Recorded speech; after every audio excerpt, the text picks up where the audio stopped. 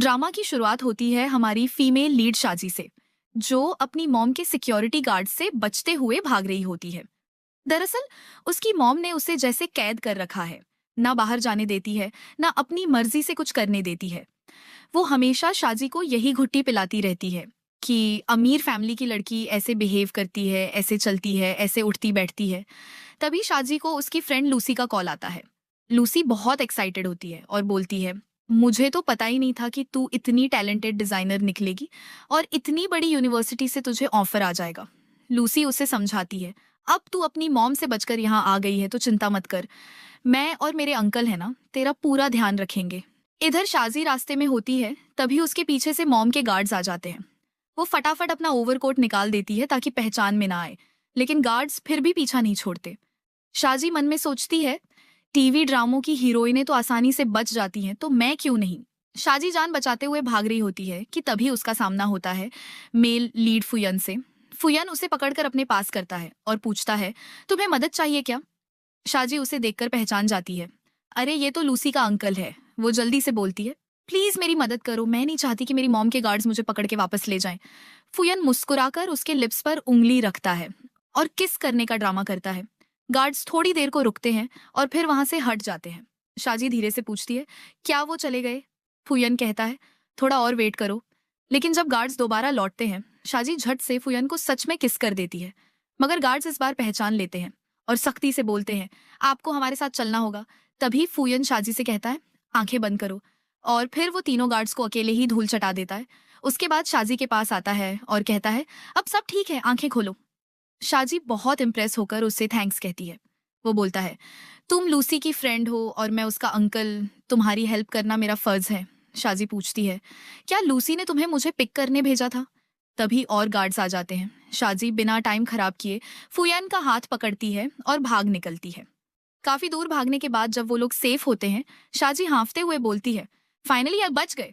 तभी एक कार आकर रुकती है। शाजी डरकर कहती है, लगता है वो फिर आ गए, चलो यहाँ से। फुयन उसे रोकता है और बताता है कि वो उसका असिस्टेंट है जो उसे लेने आया है। फुयन शाजी के साथ कार में बैठता है और सीट बेल्ट खोलने में उसकी मदद करता है। शाजी उसे मुस्कुराते हुए कहती है, थैंक्स मिस्टर यन। वो हंसते हुए कहता है, मिस्टर मत बोल, अंकल कहो। शाजी उसे हंसकर अंकल बोलती है। वो बोलता है, अरे यार मेरी तो अभी शादी भी नहीं हुई, इतना भी बूढ़ा नहीं हूँ, नाम से बुलाओ। शाजी फिर उसे उसके नाम से बुलाने लगती है। तभी शाजी के फोन पर उसकी मॉम का वॉइस नोट आता है। उसमें उसकी मॉम चिल्ला रही होती है, तू घर छोड़कर कहाँ भाग गई, तुरंत वापस आ। शाजी झेप जाती है और नोट बंद करने की कोशिश करती है, लेकिन पुयन सब सुन चुका होता है। वो उससे कहता है, सॉरी मत बोल, अच्छा किया कि तू ऐसी फैमिली को छोड़ के निकल आई। फिर वो उसे एक कैंडी देता है और बोलता है, एक छोटी बच्ची ने मुझे सिखाया था न, जब भी मूड खराब हो कैंडी खा लो, सब ठीक लगने लगता है।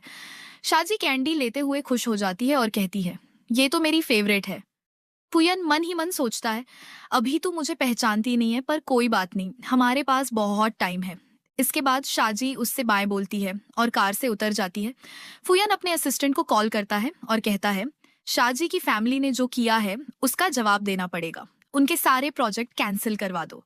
इसके बाद हम देखते हैं कि साइमी मीकी टे कि लूसी शाजी को एक बार में ले जाती है और लूसी शाजी से पूछती है, वैसे तूने कहा था कि एयरपोर्ट पर तेरे पीछे तेरी मॉम के गार्ड्स थे, तो उनसे बची कैसे। ये सुनकर शाजी थोड़ा हैरान हो जाती है और बोलती है, मतलब तूने मुझे पिक करने के लिए किसी को भेजा ही नहीं था। लूसी जवाब देती है, नहीं मैंने तो किसी को नहीं भेजा। इतना सुनते ही शाजी को फौरन यन और उस किस वाले मोमेंट की याद आ जाती है।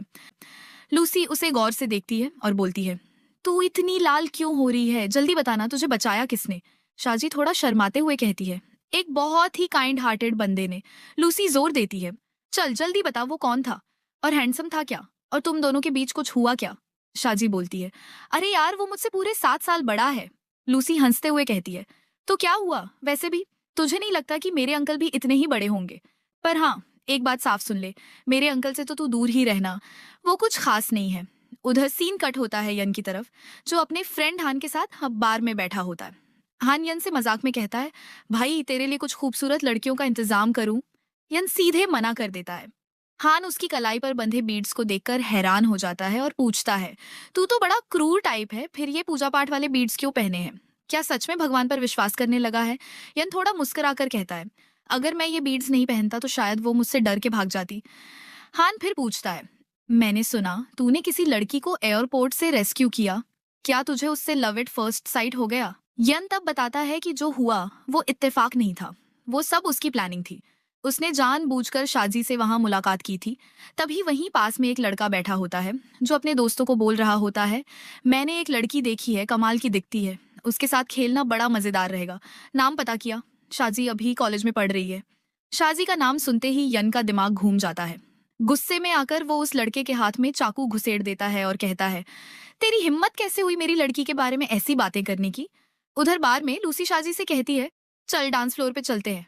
शाजी मना कर देती है तो लूसी कहती है, ठीक है तू यहीं बैठ, मैं डांस करके आती हूँ। शाजी अकेली बैठी होती है कि तभी एक अजनबी आदमी उसके पास आकर कहता है, तुम बहुत खूबसूरत हो, चलो मेरे साथ ड्रिंक लो।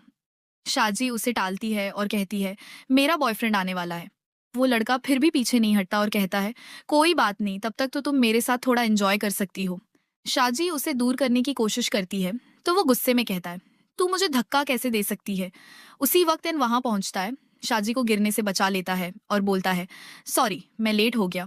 फिर वो उस लड़के को देखकर बोलता है, मैं ही इसका बॉयफ्रेंड हूँ। वो लड़का यन को देखकर हंसता है और कहता है, ये तेरा बॉयफ्रेंड है? ये तो कितना एवरेज है। तभी शाजी यन का हाथ पकड़ लेती है और बोलती है, एवरेज किसे कहा, एवरेज तू है। वो आदमी गुस्से में शाजी की तरफ बढ़ता है लेकिन यन उसकी उंगली मोड़ देता है और वो डर के मारे वहां से भाग जाता है। शाजी यन को थैंक्स बोलती है। यन मुस्कुराकर कहता है, अपनी गर्लफ्रेंड को प्रोटेक्ट करना तो बॉयफ्रेंड की ड्यूटी होती है। शाजी झट से उसका हाथ छोड़ती है और कहती है, सॉरी मैंने तो बस घबरा के तुम्हारा नाम यूज कर लिया था। यन उसका चेहरा पकड़ के मुस्कुराता है और कहता है, तू बड़ी शातिर निकली, जिसे चाहे उससे यूज कर लेती है। शाजी घबरा के कहती है, ऐसे मजाक मत करो प्लीज। यन फिर सीरियस हो जाता है और कहता है, ऐसी जगहों पे अकेली मत आया करो, सेफ नहीं है। शाजी बताती है, मैं लूसी के साथ आई थी। लेकिन तभी उसे एहसास होता है कि लूसी तो कहीं दिख ही नहीं रही। यन कहता है, उसे मैं बाद में भेज दूंगा, अभी तू मेरे साथ चल, मैं तुझे घर छोड़ देता हूँ। फिर वो उसे कार में बैठा देता है और कहता है, तू यहीं वेट कर, मुझे एक काम निपटाना है। उधर यन के गार्ड्स उस लड़के को पकड़कर लाते हैं जो बार में शाजी को छेड़ रहा था। यन उसके पास जाता है और बोलता है, इन्हीं हाथों से तूने मेरी वुमन को टच किया था ना? फिर वो उसका हाथ जमीन पर रखवाकर अपने पैर से कुचल देता है। वो लड़का सिसकते हुए बोलता है, माफ कर दो, मुझे नहीं पता था आप कौन हो। यन उसकी तरफ झुककर कहता है, तेरी हिम्मत कैसे हुई मेरी स्वीटहार्ट को हाथ लगाने की? फिर वो अपनी सिगरेट उसके हाथ पर दबा देता है। जब यन बाहर आता है तो उसका बॉडीगार्ड उसे बताता है कि शाजी अब भी कार के अंदर सो रही है। यन कार में जाकर उसे सोते हुए देखता है और खुद से मुस्कुराकर कहता है, मैंने तुम्हारे लिए उन कमीने लोगों की अच्छे से क्लास ली, अब कोई इनाम तो बनता है ना? फिर एक पल को ऐसा लगता है कि वो उसे किस कर देगा, लेकिन तुरंत खुद को रोक लेता है। सोचता है, जब वो होश में नहीं है तो मुझे ऐसा कुछ नहीं करना चाहिए। वो बस उसके माथे पर हल्का सा किस करता है और पास में बैठ जाता है। कुछ देर बाद शाजी की नींद खुलती है और वो खुद को यन की गोद में पाती है। उसका सिर यन के पैर पर होता है। वो हैरान रह जाती है, मैं यन के पास ऐसे कैसे सो सकती हूँ? तभी कार अचानक ब्रेक लेती है और शाजी का हाथ गलती से यन की छाती पर चला जाता है। वो हड़बड़ाकर हाथ हटा लेती है और कहती है, सॉरी, अगर आपको कहीं चोट लग गई हो तो मैं रब कर देती हूँ। फिर जल्दी से जोड़ती है, मेरा मतलब वो नहीं था। यन उसका हाथ पकड़कर मजाक में कहता है, अरे मुझे तो वाकई दर्द हो रहा है, अगर तुम रब करना चाहो तो कर सकती हो। शाजी शर्मा जाती है, धीरे से हाथ छुड़ा लेती है। यन हंसकर कहता है, ठीक है, अब मैं तुम्हें और परेशान नहीं करूंगा, लेकिन मुझे तुमसे एक मदद चाहिए थी। शाजी पूछती है, कैसी मदद?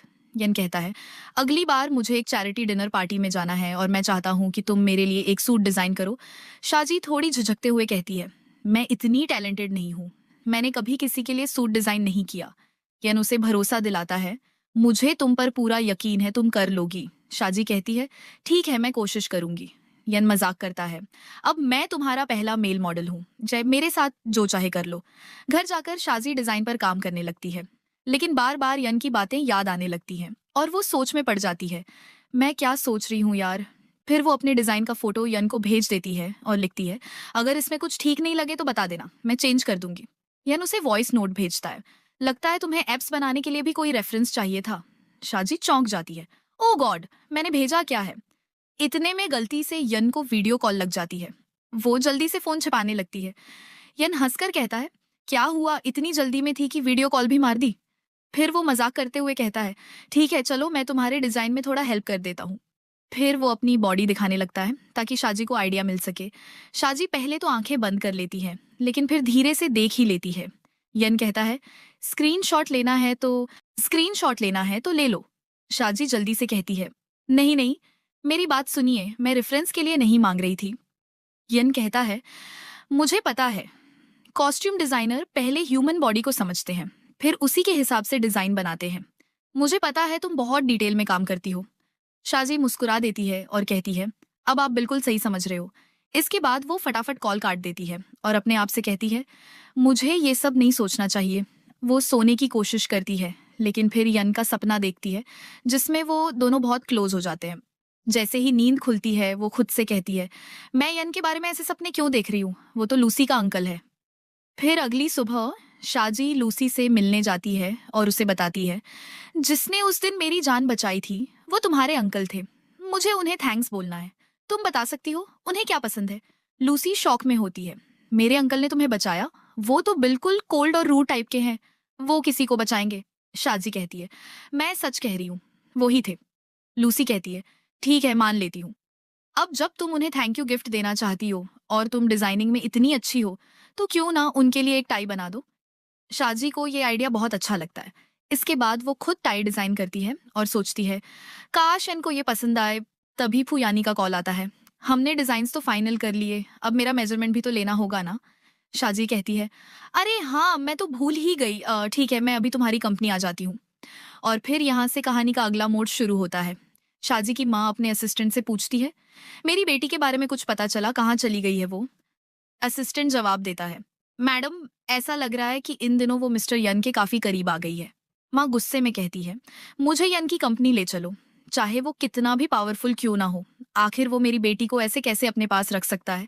उधर शाजी यन के ऑफिस में पहुंचती है और उसका मेजरमेंट लेने लगती है, लेकिन जब वो उसे इतने करीब से देखती है तो उसे फिर से वो सपना याद आने लगता है। यन पूछता है, कहाँ खो गई? शाजी झट से संभलती है, कुछ नहीं, बस मेजरमेंट ले रही थी। कुछ देर बाद यन धीरे से उसकी ओर झुकता है और पूछता है, तुम्हें अच्छा लगा? शाजी कंफ्यूज होकर पूछती है, क्या अच्छा लगा?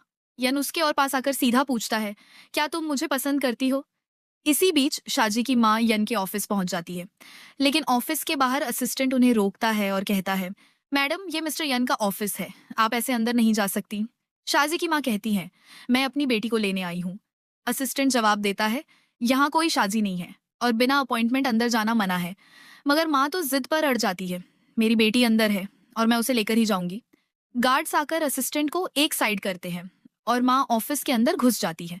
अंदर जाने पर उन्हें शाजी कहीं दिखती नहीं, लेकिन असल में शाजी यन की टेबल के नीचे छुपी होती है। यन कड़क आवाज में कहता है, आपने मुझे शायद सीरियसली नहीं लिया, मेरे असिस्टेंट ने रोका फिर भी आप अंदर आ गई। शाजी की माँ गुस्से में बोलती है, मैं फू एस्का की माँ हूँ और मैं अपनी बेटी को लेने आई हूँ। यन ठंडे लहजे में जवाब देता है, आप जिसे ढूंढ रही हैं वो यहाँ नहीं है, तो आप जा सकती हैं। लेकिन तभी शाजी की माँ उसे नीचे छुपी देख लेती है और उसकी तरफ बढ़ती है।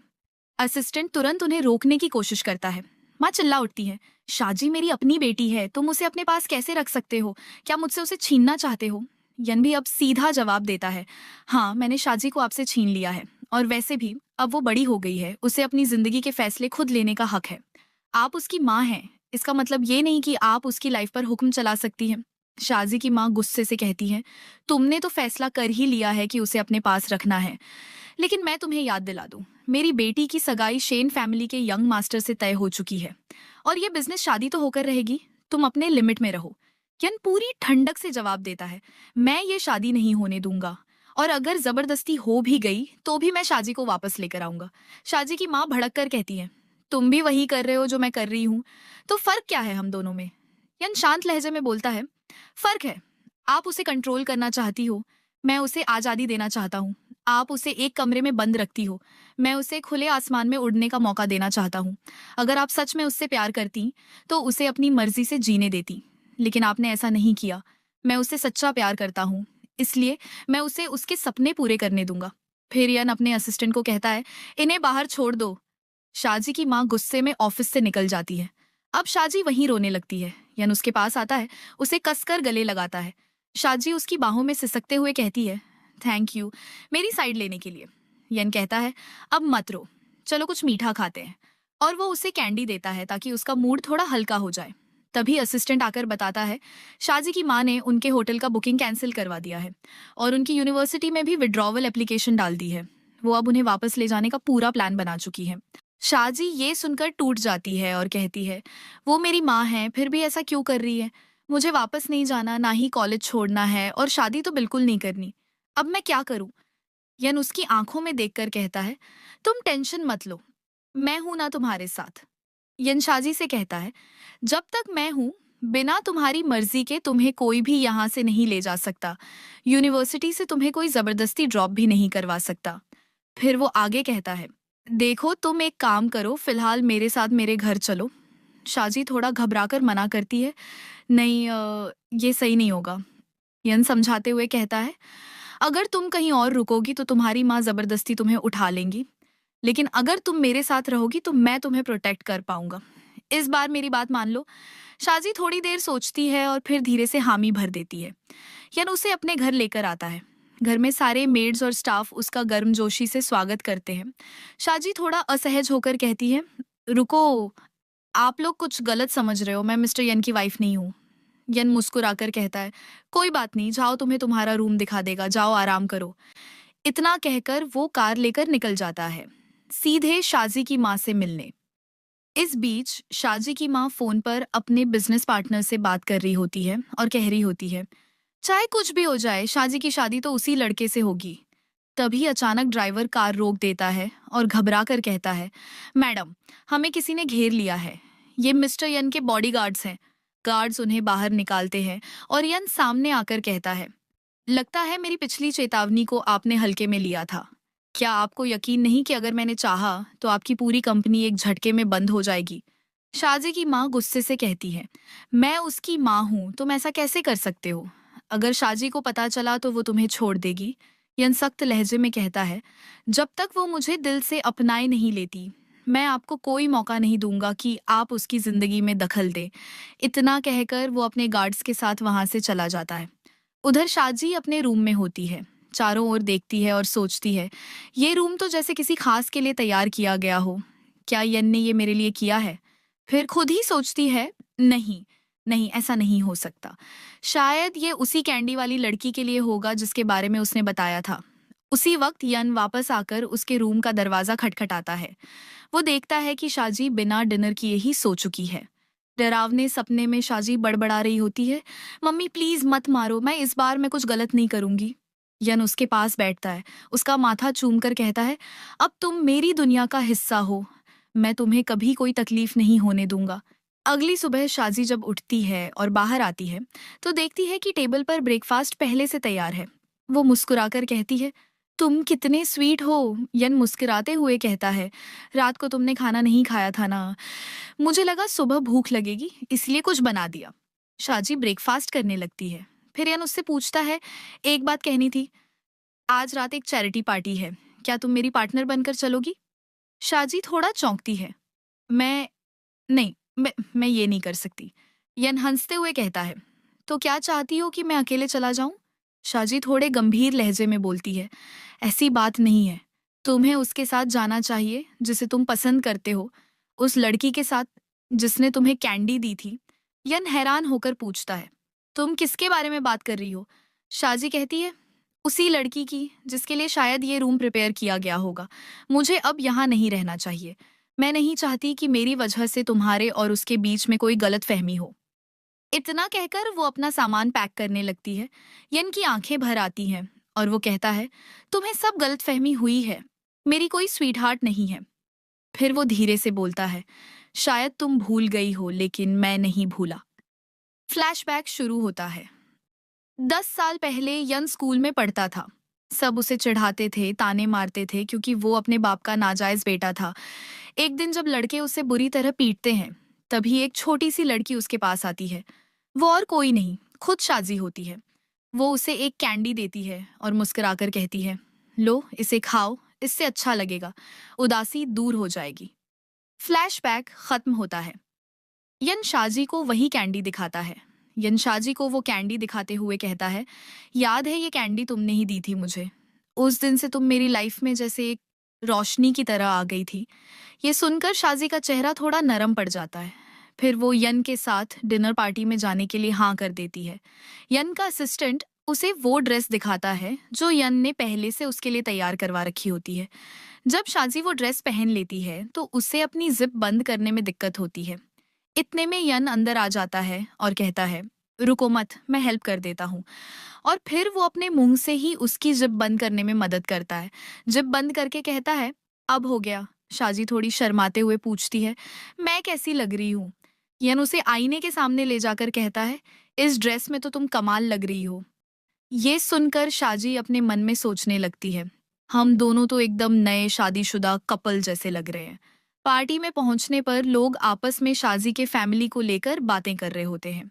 कोई कह रहा होता है कि शाजी के घर वालों ने मिस्टर यन से पंगा ले लिया, इसलिए इसलिए उनका फैमिली बिजनेस डूबने की कगार पर है। कुछ लोग बोलते हैं कि शाजी की मंगनी टूट चुकी है और उसका फियांसी बहुत ही बेकार इंसान है। ऐसे आदमी से कौन शादी करेगा? इधर शाजी का फियांसी और उसकी मॉम भी पार्टी में होते हैं और वो सब बातें सुन रहे होते हैं। गुस्से में आकर फियांसी अपनी मॉम से कहता है, अगर जल्दी से शाजी को मेरे पास वापस नहीं लाई तो मैं आपकी कंपनी से अपना पूरा इन्वेस्टमेंट निकाल लूंगा। उसकी मॉम कहती है, मैं क्या करूं, यन ने उसे जबरदस्ती अपने साथ रख लिया है, लेकिन मैंने सुना है वो भी इस पार्टी में आने वाला है।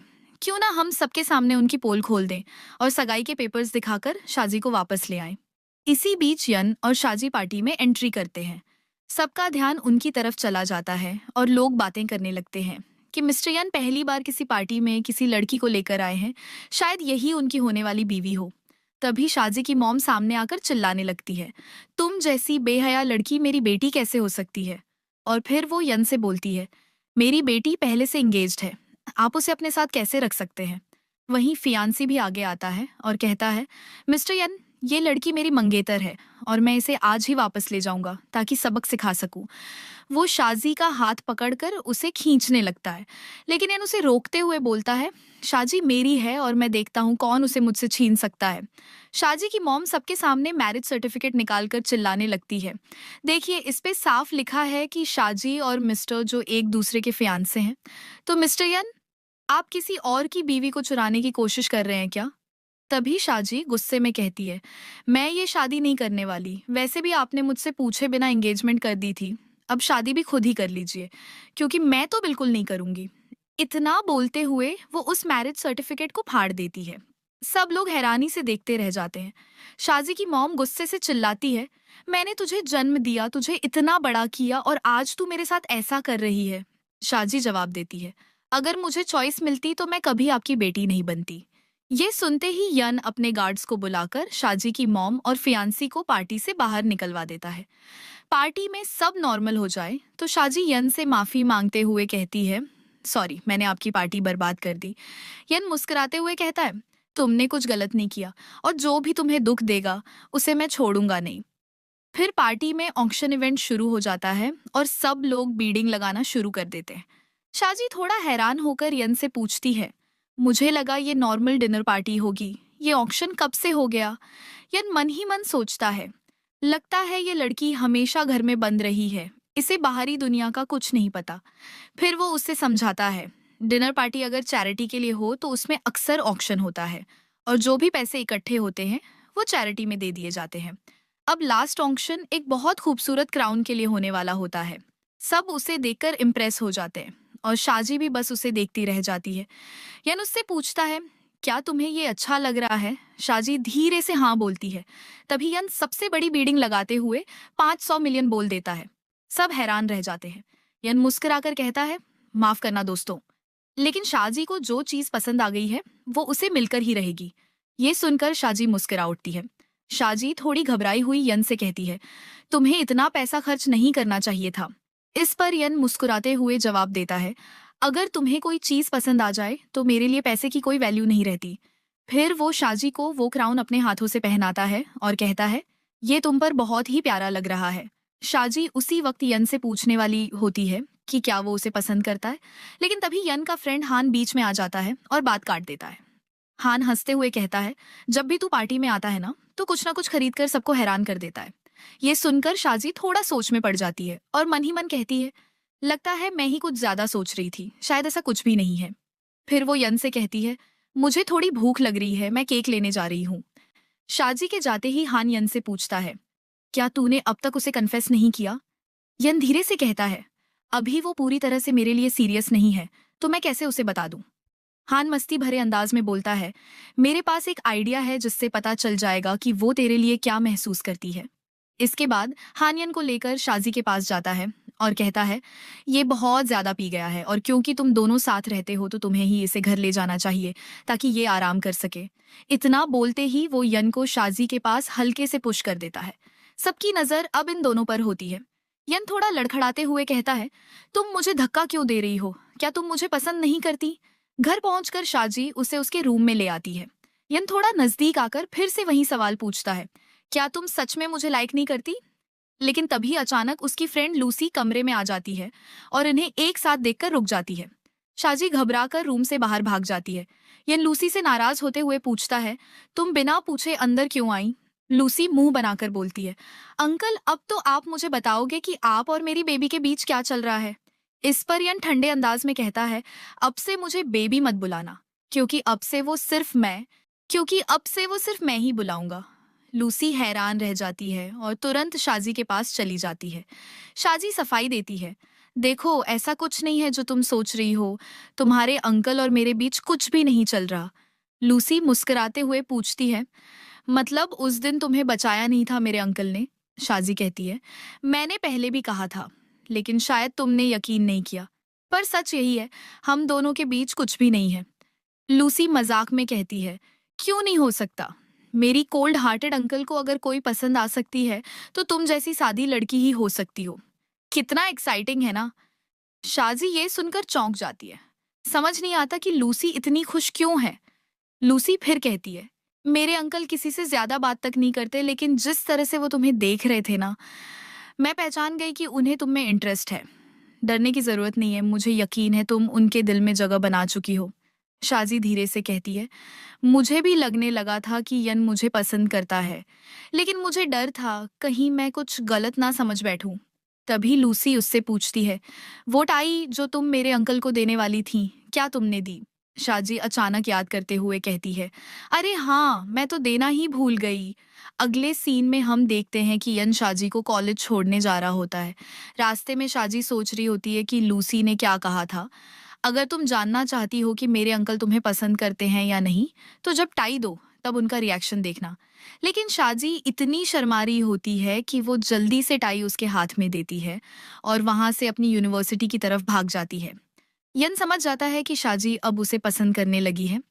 उधर शाजी जब क्लास में पहुंचती है तो थोड़ा लेट होती है, लेकिन प्रोफेसर उसे बैठने देते हैं। कुछ लड़कियां आपस में बातें करती हैं। शाजी को देर से आने के बावजूद क्लास में बैठने दे दिया गया। ये कैसे हो गया? क्लास के बाद प्रोफेसर सबको बताते हैं कि एक डिजाइन कंपटीशन होने वाला है और उनकी यूनिवर्सिटी से शाजी ही उन्हें रिप्रेजेंट करने वाली है। ये सुनकर सब लोग हैरान रह जाते हैं। कुछ स्टूडेंट्स धीरे धीरे बातें करने लगते हैं कि शाजी को इस डिजाइन कंपटीशन में हिस्सा लेने का मौका आखिर मिला कैसे। वो तो नई एडमिशन वाली है। उनका कहना होता है कि ये मौका तो सुमी को मिलना चाहिए था। तभी प्रोफेसर शाजी की तारीफ करते हुए बताते हैं कि उसकी डिजाइन्स काफी दमदार हैं और उसे खुद मिस्टर फुयन ने रिकमेंड किया था। उन्होंने ही उसे इस यूनिवर्सिटी में भेजा है और सारे प्रोफेसर्स ने मिलकर ये फैसला लिया है कि शाजी की डिजाइन्स सुमी से बेहतर है, इसलिए वही इस कंपटीशन में पार्ट लेगी। शाजी को अब पहली बार पता चलता है कि वो यहाँ तक फुयन की मदद की वजह से पहुंची है। उधर सुमी को जब ये सब पता चलता है तो उसका पारा चढ़ जाता है। वो सबके सामने बोल पड़ती है कि जरूर इस लड़की ने मिस्टर यन को फंसा लिया होगा और वो तो वैसे भी ऐसी लगती है जो पैसों के लिए बुजुर्ग मर्दों को अपने जाल में फंसाती होगी। लूसी ये सब सुनते ही भड़क जाती है और चिल्लाकर कहती है, तुम मेरे अंकल और मेरी बेस्ट फ्रेंड के बारे में ऐसी गंदी बातें कैसे कर सकती हो? सुमी झल्लाते हुए कहती है, यही तो सच्चाई है और मैं तो सोच रही हूँ कि ये सब ऑनलाइन पोस्ट कर दूं, फिर देखना सब इसके बारे में बात करेंगे। सुमी आगे कहती है, अगर नहीं चाहती कि मैं ये सब पोस्ट करूं तो मेरे साथ कंपटीशन कर और खुद को साबित करके दिखा कि तू मुझसे बेहतर डिजाइनर है। लूसी शाजी को समझाती है, इग्नोर करो इसे, मेरे अंकल सब संभाल लेंगे। लेकिन शाजी मना करती है और कहती है, मैं बार बार तुम्हारे अंकल को परेशान नहीं करना चाहती। फिर वो सुमी की चुनौती स्वीकार कर लेती है और कहती है, मैं प्रूव करके दिखाऊंगी कि मेरी डिजाइन इससे बेहतर है। फिर दोनों अपने अपने डिजाइन तैयार करके अपलोड करती है। कंपटीशन का रूल होता है कि जिसकी डिजाइन ज्यादा बिकेंगी वही विनर मानी जाएगी। जैसे ही मुकाबला शुरू होता है, सुमी की डिजाइन्स तेजी से बिकने लगती है, जबकि शाजी की सेल बहुत धीरे धीरे बढ़ती है। सुमी खुशी से चहकती है, देखा, इससे साबित होता है कि मेरी डिजाइन्स तुझसे कहीं ज्यादा बेहतर है। शाजी शांत रहकर कहती है, अभी कंपटीशन खत्म नहीं हुआ है। उधर सुमी अपने एक ओल्ड मैन से कॉल पर बात कर रही होती है, जो दरअसल उसका सीक्रेट बॉयफ्रेंड होता है और उसी ने पैसे देकर सुमी की डिजाइन्स खरीदी होती है ताकि वो जीत सके। लेकिन तभी फुयन को ये सब पता चल जाता है। वो चुपचाप आखिरी 10 सेकंड में शाजी की सारी डिजाइन्स खरीद लेता है, जिससे शाजी जीत जाती है। सुमी को ये देखकर झटका लगता है और वो शाजी पर चिल्लाने लगती है, तूने जरूर चीटिंग की होगी। शाजी शांति से कहती है, मैंने कुछ भी गलत नहीं किया। लेकिन सुमी मानने को तैयार ही नहीं होती। तभी फुयन वहां आ जाता है और साथ में उस ओल्ड मैन को भी लेकर आता है जो सुमी की मदद कर रहा था। फिर वो आदमी सबके सामने सच बोल देता है कि सुमी ने उससे पैसे देकर डिजाइन्स खरीदवाई थी ताकि वो जीत सके। ये सुनकर सब लोग चौंक जाते हैं और बातें करने लगते हैं कि सुमी कितनी बड़ी झूठी है, खुद चीट कर रही थी और शाजी पर आरोप लगा रही थी। शाजी फिर यन के पास जाकर कहती है, तुम्हें यहाँ आकर मेरी मदद करने की जरूरत नहीं थी। यन हल्के से मुस्कुराकर जवाब देता है, जब सब तुम्हारे खिलाफ बोल रहे थे तो मैं तुम्हें अकेला कैसे छोड़ देता। अब सुमी गुस्से में फुयन से पूछती है, तुम तो बस इस लड़की के साथ टाइम पास कर रहे हो ना, फिर इसके लिए इतने पैसे क्यों उड़ाए। फुयन पूरे कॉन्फिडेंस के साथ कहता है, मैं शाजी के लिए कुछ भी कर सकता हूँ और अगर कोई उसे तंग करेगा तो मैं उसे बख्शूंगा नहीं। फिर वो उस ओल्ड मैन की तरफ देखता है और बोलता है, अपनी इस औरत को समझा दो, अगर इसने दोबारा मेरी वुमन को परेशान किया तो फिर तुम्हारा अंजाम अच्छा नहीं होगा। ओल्ड मैन सुमी को डांटता है और उसे अपने साथ लेकर चला जाता है। अब सबको पता लग चुका होता है कि सुमी ही गलत थी और उसका खुद एक ओल्ड मैन के साथ अफेयर चल रहा था। वो झूठ बोल बोलकर शाजी को बदनाम करने की कोशिश कर रही थी। थोड़ी देर बाद शाजी यन को थैंक यू बोलकर घर आती है, लेकिन उसका दिल फूयन को लेकर सोचने में लग जाता है। वो खुद से सवाल करती है, क्या मैं इतनी बड़ी बेवकूफ हूँ। फूयन ने इतने इशारे किए, साफ साफ बताया भी कि वो मुझे पसंद करता है, और फिर भी मैं समझ नहीं पाई। वो अब फूयन से बात करने के लिए उसे ढूंढती है, लेकिन पूरा घर छानने के बाद भी वो नहीं मिलता। तभी उसके फोन में फूयन का एक मैसेज आता है। शाजी सोचने लगती है, अब जब वो अपनी बिजनेस ट्रिप से लौटेगा तो मैं खुद उसे प्रपोज करूंगी। शाजी जैसे ही कंपटीशन के लिए पहुंचती है, वहां अनाउंसमेंट होती है कि किसी मिस्ट्री टाइकून ने इस इवेंट को स्पॉन्सर किया है। जो भी इस कंपटीशन को जीतेगा उसे जबरदस्त बेनिफिट मिलेगा और उसे फैशन वीक में भी हिस्सा लेने का मौका दिया जाएगा। शाजी का ध्यान तो पूरे टाइम बस फुएन की तरफ ही होता है।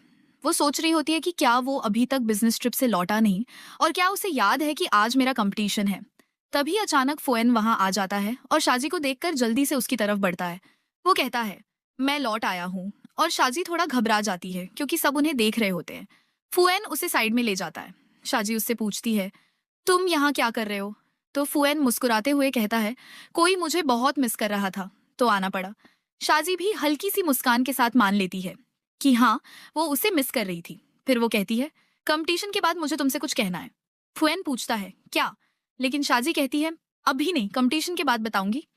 अब कंपटीशन शुरू होने वाला होता है और शाजी ड्रेस चेंज करने के लिए जाती है। उसी वक्त सुमी वहां आती है, जो बदला लेने के इरादे से शाजी का ड्रेस फाड़ देती है और उसे परेशान करने के लिए किसी लड़के को भेज देती है। लेकिन तभी फुएन वहां आ जाता है और शाजी को उस लड़के से बचा लेता है। वो उस लड़के की जमकर पिटाई करता है, यहाँ तक कि उसके मुंह पर खून भी लग जाता है। फिर उसे लगता है कि कहीं शाजी डर तो नहीं गई। वो माफी मांगता है और शाजी तुरंत उसे हक कर लेती है। फिर वो कहती है, मैं तुम्हें पसंद करती हूँ। फुएन हैरान होकर पूछता है, तुम क्या कह रही हो। शाजी कहती है, मैं सीरियस हूँ। अगर तुम्हें लगता है कि मैं बस एक बच्ची हूँ और तुम मुझे पसंद नहीं करते तो भी ठीक है। लेकिन फुएन कहता है, मैं तो शुरू से ही तुम्हें अपनी वाइफ मानता हूँ। और फिर दोनों एक दूसरे को किस करने लगते हैं। इसी दौरान फुएन का असिस्टेंट दरवाजा खटखटाता है और कहता है कि कंपटीशन शुरू होने वाला है, बॉस और मैम को बुलाया जा रहा है। शाजी कहती है, शायद बाहर कोई है। फुएन कहता है, वेट करने दो। लेकिन जब असिस्टेंट बार बार बोलता है तो फुएन दरवाजा खोलकर गुस्से में कहता है, इस बार का बोनस कट कर रहा हूँ और जाकर कंपटीशन कैंसिल कर दो, मेरी वाइफ हिस्सा नहीं ले पाएगी। लेकिन शाजी तुरंत मना करती है, नहीं कंपटीशन तो चलेगा, बाकी पार्टिसिपेंट्स की क्या गलती है, मैं सब संभाल लूंगी। फिर वो अपने फटे हुए ड्रेस को पकड़कर सिला देती है और थोड़ी देर से स्टेज पर आती है, लेकिन उसका ड्रेस देखकर सब इम्प्रेस हो जाते हैं और वो कंपटीशन जीत जाती है। ये देख सुमी जल भुन जाती है। वो सबके सामने कहती है कि शाजी ने डिजाइन चोरी की है। शाजी चौंक जाती है और कहती है, तुम मुझ पर झूठा इल्जाम कैसे लगा सकती हो। सुमी कहती है कि उसने उस डिजाइन को पहले कहीं देखा है। तभी शाजी मुस्कुराते हुए कहती है, जिस डिजाइन की बात कर रही हो वो मेरा ही काम है। अच्छा है तुमने मेरी तारीफ कर दी, मुझे नहीं पता था कि तुम मेरी फैन हो। फिर फुएन अपने सिक्योरिटी गार्ड को बुलाकर सुमी को बाहर निकलवा देता है। इसके बाद जब वो शाजी को कार से घर छोड़ने जा रहा होता है तो शाजी उससे पूछती है, मेरी फैमिली की कंपनी की हालत जो खराब हुई है वो तुम्हारी वजह से है क्या।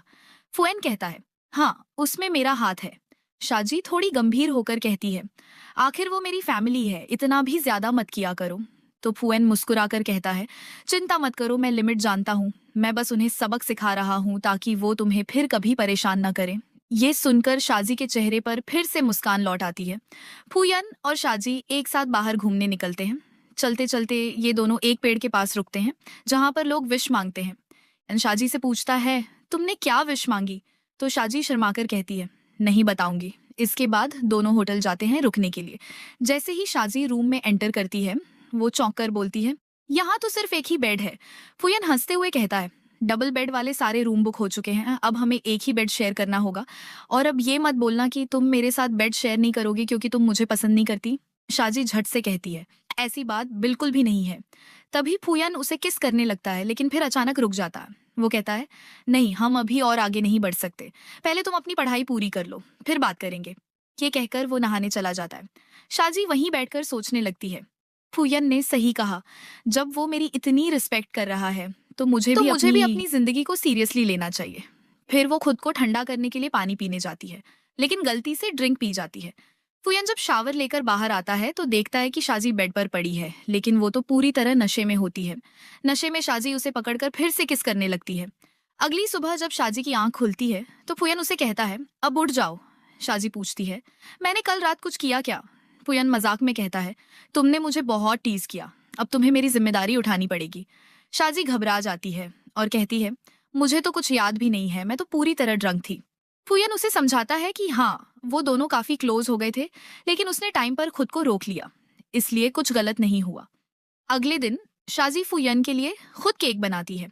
वो हाउसकीपर से कहती है कि आज फुयन का बर्थडे है और वो उसे सरप्राइज देने वाली है। फिर वो केक लेकर उसकी कंपनी पहुंचती है, लेकिन तभी देखती है कि फुयन एक लड़की के साथ कंपनी से बाहर आकर कार में बैठ रहा है। ये देखकर शाजी का दिल टूट जाता है और उसका केक भी हाथ से गिर जाता है। तभी उसकी माँ वहां पहुंचती है और ताना मारते हुए कहती है, क्या तुम्हें लगा था कि फुयन जैसा अमीर लड़का तुमसे सच में प्यार करता है। वो तो बस खेल रहा था, अब देखो किसी और के साथ घूम रहा है और कौन जानता है उसकी लाइफ में कितनी होंगी। शाजी गुस्से से कहती है, वो ऐसे बिल्कुल नहीं है जैसा आप सोच रही हैं। लेकिन उसकी माँ ताना मारती है, उसने तो तुम्हें ये तक नहीं बताया कि आज उसका बर्थडे ही नहीं है। फिर वो शाजी का हाथ पकड़ती है और कहती है, अब मेरे साथ घर चलो, मैं तुम्हें लेने आई हूँ।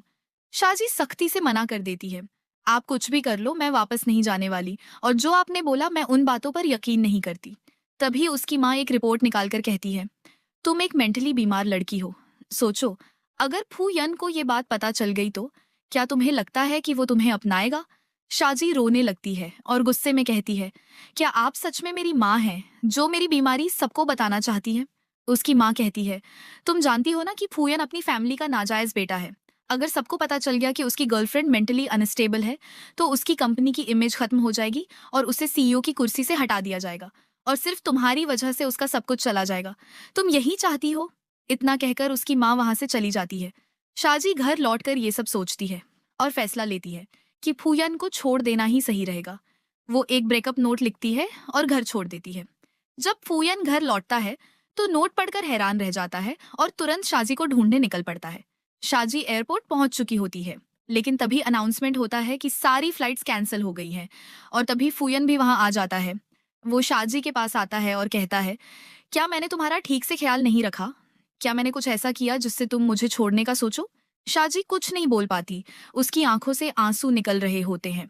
फूयन उसे गले लगाकर किस करता है और कहता है, क्या तुम वाकई मुझे इस तरह छोड़ दोगी? फूयन शाजी से कहता है, तुम क्या चाहती हो, मुझे टॉर्चर करना? मैं तुम्हें इतना पसंद करता हूँ और तुम ऐसे ही छोड़कर जा रही हो। शाजी उसे रोकते हुए कहती है, ऐसी बात बिल्कुल नहीं है। तभी फूयन उसकी तरफ देखता है और कहता है, तुम्हें पता है मैं ये बिट्स हर वक्त क्यों पहनता हूँ? सिर्फ इसलिए ताकि मैं खुद को कंट्रोल कर सकूं, ताकि तुम्हारे साथ कुछ गलत ना कर दूं। क्योंकि मैं पिछले 10 सालों से तुम्हें पसंद करता हूँ। अब तुम मुझे छोड़कर जाओगी, ये मुझसे बर्दाश्त नहीं होगा। इतना कहकर वो शाजी को उठाकर घर ले आता है। घर पहुंचते ही वो उसका हाथ बांध देता है और कहता है, अब मैं तुम्हें कहीं जाने नहीं दूंगा। शाजी रोते हुए कहती है, मैंने झूठ बोला था कि मैं तुम्हें पसंद नहीं करती। असल में मेरी मम्मी ने मुझे धमकी दी थी कि अगर मैं उनकी बात नहीं मानूंगी तो वो तुम्हें बर्बाद कर देंगी। शाजी बताती है कि जब वो छोटी थी तभी से डिप्रेशन से जूझ रही थी। उसकी हालत इतनी खराब थी कि उसे मेंटली बीमार घोषित कर दिया गया था और उसकी माँ ने तभी से उसे ये कहकर डराना शुरू कर दिया था कि अगर उसकी बीमारी के बारे में किसी को पता चला तो फैमिली की इज्जत मिट्टी में मिल जाएगी। शाजी रोते हुए कहती है, अब जब तुम्हें मेरी बीमारी के बारे में पता लग गया है तो क्या तुम भी मुझे छोड़ दोगे? फुयन प्यार से उसकी आंखों में देखता है और कहता है, तुम कैसी बात कर रही हो? मैं तुम्हारे लिए सालों से सब कुछ प्लान कर रहा हूँ। क्या तुम्हें लगता है मैं तुम्हें ऐसे छोड़ दूंगा? फिर वो उसे समझाता है कि अब शेयर होल्डर्स की मीटिंग आने वाली है और वो उन सबको सबक सिखाएगा जो उन्हें अलग करना चाह रहे हैं। इधर हमें पता चलता है कि शाजी की माँ ने फूयन के अंकल से हाथ मिला लिया है, क्योंकि उसके अंकल भी उसे सीईओ की कुर्सी से हटाना चाहते हैं। वो शाजी की माँ से डील कर लेते हैं कि वो पब्लिकली शाजी की मानसिक बीमारी की बात सबके सामने बताएगी, ताकि सबको लगे कि फूयन एक मेंटली अनस्टेबल लड़की से शादी करने जा रहा है और कंपनी की इज्जत खराब हो। शेयर होल्डर मीटिंग में शाजी की माँ एक रिपोर्ट दिखाते हुए कहती है कि शाजी बीमार है। तभी फूयन शाजी को लेकर वहां पहुंचता है और सबको कहता है कि ये रिपोर्ट फर्जी है और उसकी बीवी पूरी तरह ठीक है। लेकिन शाजी की माँ कहती है, मैं उसकी माँ हूँ, झूठ थोड़ी बोलूंगी। तभी शाजी अपनी माँ से कहती है, आप मेरी माँ होकर सबके सामने मेरी बेइज्जती कर रही हो। फिर वो सभी के सामने खुद बताती है, ये रिपोर्ट असली है लेकिन बहुत पुरानी है, 10 साल पहले की, जब मैं डिप्रेशन में थी और उस हालत के लिए मेरी माँ जिम्मेदार है। उन्होंने मुझे घर में बंद करके रखा, मेरी आज़ादी छीन ली और मुझे पागल बना दिया। इसके बाद सिक्योरिटी गार्ड्स शाजी की माँ को वहां से ले जा रहे होते हैं। जाते जाते वो कहती है, तू मेरी ही बेटी होकर मेरे खिलाफ सब कैसे बोल सकती है? उसी मीटिंग में फूयन अपने अंकल को भी एक्सपोज करता है, जो उसके खिलाफ साजिश कर रहे थे और शेयर होल्डर्स को अपनी तरफ मिला रहे थे। बाद में शाजी फूयन से पूछती है, तुमने मुझे अपना असली बर्थडे क्यों नहीं बताया? तो फूयन बताता है, जिस दिन मेरा बर्थडे आता है उसी दिन मेरी माँ की डेथ एनिवर्सरी भी होती है। फिर वो शाजी को अपनी माँ की कब्र पर ले जाता है। वहां शाजी को पता चलता है कि जो लड़की उस दिन फूयन के साथ थी वो उसकी माँ की केयरटेकर थी। फूयन बताता है कि उसका अपनी माँ से कभी अच्छा रिश्ता नहीं रहा, क्योंकि वो उसका नाजायज बेटा था। उसके डैड ने उसकी माँ से कभी शादी नहीं की और इसी वजह से उसकी माँ उससे नफरत करती थी। इसीलिए वो कभी अपना बर्थडे सेलिब्रेट नहीं करता। शाजी उसकी माँ की कब्र पर जाकर कहती है, आपका बेटा बहुत अच्छा है, मैं बहुत लकी हूँ कि वो मुझे मिला और मैं उसका बहुत अच्छे से ख्याल रखूंगी। इसके बाद दोनों एक साथ काफी वक्त बिताते हैं। एक दिन ये दोनों हॉट स्प्रिंग में रिलैक्स कर रहे होते हैं और फूयन शाजी को प्यार से किस करता है। तभी दूर से शाजी की माँ उन्हें देख रही होती है और अंदर ही अंदर जल रही होती है कि उसकी बेटी इतनी खुशी से कैसे जी सकती है। तभी वो गुस्से में आकर शाजी को किडनैप करवा लेती है और पता चलता है कि वो फूयन के दुश्मनों से मिली हुई है। चाउजी का एक आदमी शाजी को सबक सिखाने के नाम पर कुछ गुंडों को भेजता है, जो उसे हैरेस करने लगते हैं। वो आदमी शाजी की माँ से कहता है, अब इस पर तरस मत खाओ, ये कोई मासूम बच्ची नहीं है। तभी अचानक फूयन वहां पहुंच जाता है शाजी को बचाने। वो चिल्लाता है, शाजी को छोड़ दो वरना अंजाम बुरा होगा। लेकिन सामने वाला बंदूक तानते हुए कहता है, नीचे रखो वरना इसी वक्त इसे उड़ा दूंगा। फूयन झुककर बंदूक नीचे रखने का ड्रामा करता है, लेकिन अगले ही सेकंड वो तेजी से उस आदमी पर गोली चला देता है। एक के बाद एक कई गोलियां मारकर उसे खत्म कर देता है। फिर वो शाजी को बचाकर वहां से निकाल लेता है और उसके सिक्योरिटी गार्ड्स बाकी गुंडों को संभाल लेते हैं। घर पहुंचकर डॉक्टर शाजी का इलाज करता है और बताता है कि अब वो पूरी तरह से ठीक है। इसके बाद फैशन वीक आता है, जहां शाजी अपने डिजाइन किए हुए कपड़े सबको दिखाती है, जो सबको बहुत पसंद आते हैं। उसी इवेंट में फूयन शाजी से मिलने आता है और तभी मीडिया वाले शाजी से पूछते हैं कि उसका फूयन से क्या रिश्ता है। तभी फूयन खुद स्टेज पर आ जाता है और सबको बताता है कि शाजी उसकी मंगेतर है और उसकी होने वाली वाइफ भी। वो कहता है, मेरी जिंदगी की सारी खुशियां शाजी से ही जुड़ी हैं। फिर शाजी को भी बचपन की बातें याद आने लगती हैं, जब फूयन अपने आप को कोसता था कि कोई भी उसे पसंद नहीं करता क्योंकि वो इस लायक नहीं है। तब छोटी शाजी उससे कहती थी, ऐसा मत सोचो, आप बहुत अच्छे हो, मैं आपको पसंद करती हूँ, आप कभी खुद को कम मत समझो। फुयन चाओजी को बताता है कि उसे शाजी से प्यार पहली ही नजर में हो गया था, पूरे 10 साल पहले। और अब वो पूरी प्लानिंग के साथ उसकी जिंदगी में वापस आया है उसे अपना बनाने के लिए। इतना कहकर वो शाजी को गोद में उठाकर ले जाता है और कहता है, अब मेरा इंटरव्यू यहीं खत्म होता है। घर आने के बाद फूयन उसे एक सरप्राइज देता है, उसका खुद का डिजाइन स्टूडियो। शाजी बहुत खुश हो जाती है और स्टूडियो की शुरुआत जोश से करती है। उसका काम भी शानदार चलता है। एक दिन फूयन उसे मिलने आता है और देखता है कि उसके स्टूडेंट्स में एक लड़का उसे फ्लावर्स दे रहा है। ये देखकर फूयन थोड़ा जलने लगता है। शाजी उसे समझाती है, अरे पगले, मैं तो उस लड़के को ठीक से जानती भी नहीं, तू ऐसे शक क्यों कर रहा है। फिर हंसते हुए कहती है, प्रॉमिस करती हूँ अगली बार किसी और से फ्लावर्स नहीं लूंगी। फिर शाजी की ग्रेजुएशन पूरी हो जाती है। जैसा कि फुयन ने पहले से सोच रखा था, वो उसी दिन उसे शादी के लिए प्रपोज करता है। सब लोग उन्हें चीयर्स कर रहे होते हैं और शाजी भी खुशी खुशी हाँ बोल देती है। नेक्स्ट डे ही दोनों कोर्ट जाकर शादी का सर्टिफिकेट ले लेते हैं और बहुत एक्साइटेड होते हैं। फिर दोनों अपनी मैरिज सर्टिफिकेट की फोटो सोशल मीडिया पर पोस्ट करते हैं। इसके बाद दोनों फिर से उसी विशिंग ट्री के पास जाते हैं जहां उन्होंने विश मांगी थी। शाजी फुयन से कहती है, मैंने विश मांगी थी कि मैं तुमसे शादी करना चाहती हूँ और हमारे क्यूट क्यूट बेबीज हों। और फुयन कहता है, मैंने ये विश मांगी थी कि अगली जिंदगी में भी मैं तुमसे ही शादी करूं। इसके बाद दोनों एक दूसरे को किस करते हैं और फुयन मन ही मन सोचता है कि शाजी उसकी जिंदगी की सबसे बड़ी ब्लेसिंग है। और इसी हैप्पी एंडिंग के साथ यह कहानी यहीं पर खत्म हो जाती है।